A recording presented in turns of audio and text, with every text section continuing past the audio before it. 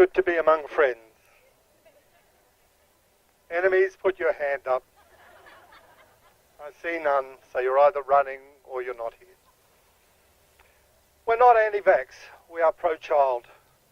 We are for our children, and what I am clear about from my medical practice is that this whole portraying of the anti-vax nutters means that no one's actually asked any of the people here why we choose to not vaccinate. We choose to not vaccinate because we love our children, because we are concerned about their health, and because we're confident in health and not fearful of disease.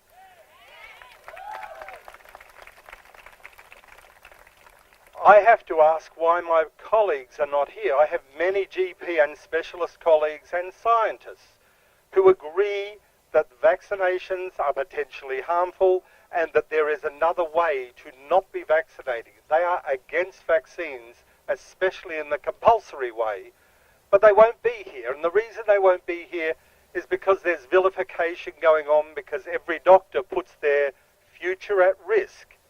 And this is a problem when you start a vilification campaign. People who should be talking out are too scared to do so.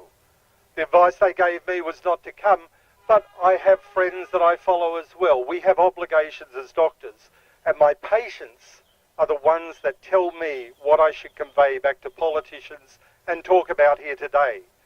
One family has moved to Germany in order to avoid the problems arising from preschools.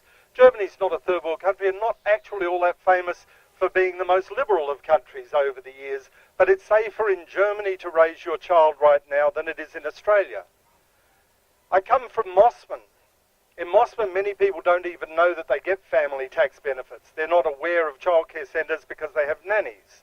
It's not a great problem for the rich, which is not unusual for a Liberal coalition to make things relatively easy for the rich and difficult for the poor.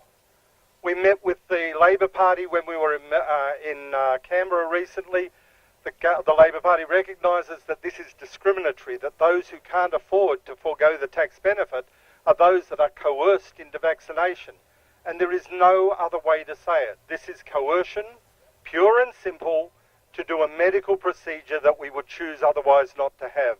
And that's not something that any doctor should ever support.